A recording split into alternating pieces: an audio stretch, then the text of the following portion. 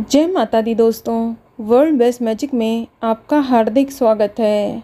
कैसे हैं आप सब? ये बताने के लिए कमेंट बॉक्स में जय माता दी ज़रूर लिखें। दोस्तों, नवरात्रि के 9 दिन माँ दुर्गा की पूजा व उपासना के होते हैं।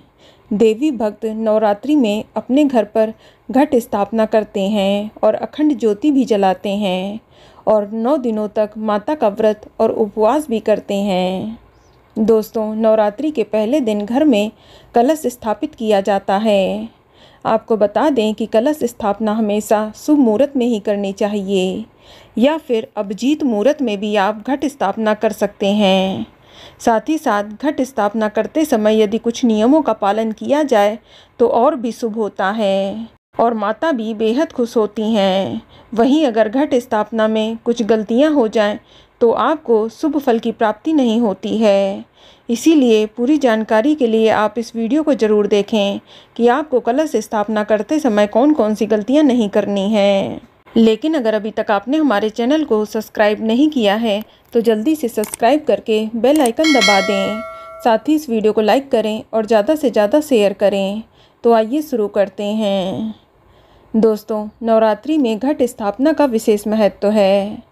घट स्थापना को कलश स्थापना भी कहते हैं।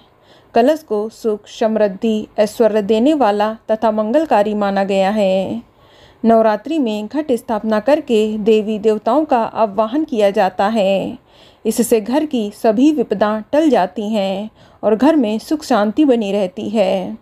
दोस्तों, चैत्र मास के शुक्ल पक्ष की प्रतिपदा के दिन कलश स्थापना की जाती है और इस साल 9 अप्रैल 2024 दिन मंगलवार से चैत्र नवरात्रि की शुरुआत हो रही है, जो कि 17 अप्रैल 2024 दिन बुधवार तक चलेंगी और प्रतिपदा तिथि की शुरुआत 8 अप्रैल 2024 की सुबह 11:50 पर हो रही है और प्रतिपदा तिथि की समाप्ति 9 अप्रैल 2024 की रात को 8:30 तक रहेगी। और बात करें कलश स्थापना के शुभ मुहूर्त की, तो इस दिन कलश स्थापना करने का शुभ मुहूर्त सुबह 6:01 से लेकर सुबह 10:14 तक रहेगा। इस शुभ मुहूर्त की कुल अवधि 4 घंटा 11 मिनट की है और इस दिन अभिजीत मुहूर्त सुबह 11:57 से लेकर दोपहर 12:48 तक रहेगा। इसकी कुल अवधि 51 मिनट की रहेगी। दोस्तों, कलश स्थापना हमेशा सही दिशा में ही करनी चाहिए। ईशान कोण यानी उत्तर पूर्व की दिशा देवताओं की दिशा मानी गई है। इसी दिशा में माता की प्रतिमा तथा घट स्थापना करना उचित रहता है और माँ दुर्गा की प्रतिमा के सामने अखंड ज्योति जलाएं तो उसे आग्नेय कोण यानी पूर्व दक्षिण दिशा में रखें और पूजा करते समय आपका मुंह पूर्व या उत्तर दिशा में होना चाहिए। दोस्तों, घट स्थापना सदैव लकड़ी की चौकी पर ही करना चाहिए, ना कि जमीन पर। ध्यान रखें कि पूजा स्थल के आसपास गंदगी भी नहीं होनी चाहिए। आपको बता दें कि कई लोग नवरात्रि में ध्वजारोपण भी करते हैं, तो ध्वजा की स्थापना घर की छत पर हमेशा वायव्य कोण यानी उत्तर पश्चिम दिशा में होनी चाहिए।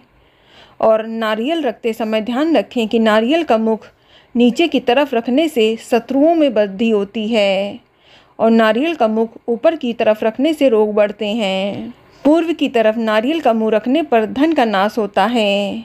इसीलिए नारियल की स्थापना करते समय हमेशा इस बात का ध्यान रखें कि नारियल का मुख साधक की तरफ होना चाहिए। दोस्तों, नारियल का मुख उस सिरे को होता है जिस तरफ से वह पेड़ से टहनी से जुड़ा होता है।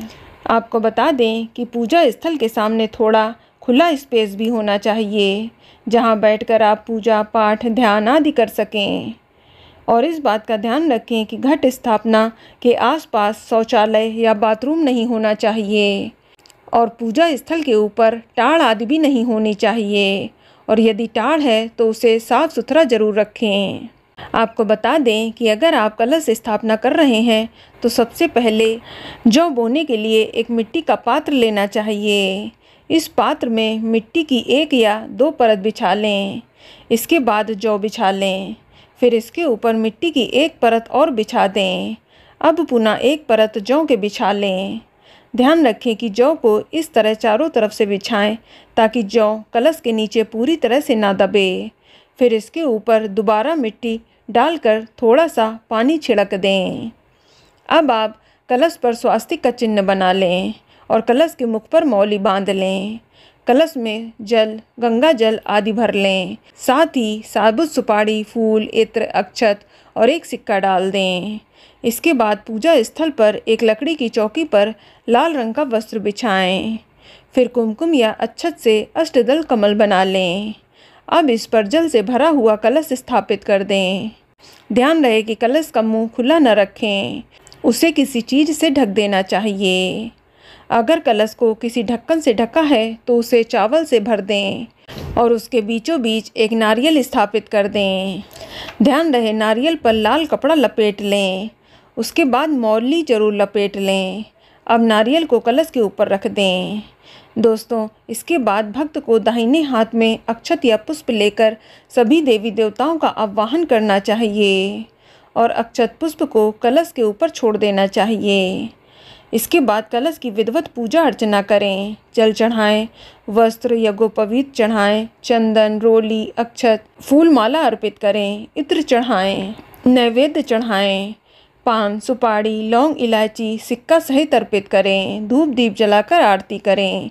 इसके बाद आप अखंड ज्योति और माँ दुर्गा की विधिवत पूजा करें और इसी तरह से रोज़ 9 दिनों तक सभी की पूजा करते रहें और 9 दिनों तक माता रानी के मंत्रों का जाप और ध्यान करते रहें। माता रानी आपकी पूजा जरूर स्वीकार करेगी और आपकी हर मनोकामना को पूरा करेगी। तो दोस्तों, ये जानकारी आपको अच्छी लगी तो कमेंट में जय माता दी जरूर लिखें और अगर आपका कोई सवाल है तो उसे कमेंट बॉक्स में अवश्य पूछ लें और इस वीडियो को लाइक करें, शेयर करें और साथ ही साथ चैनल को सब्सक्राइब करें। धन्यवाद।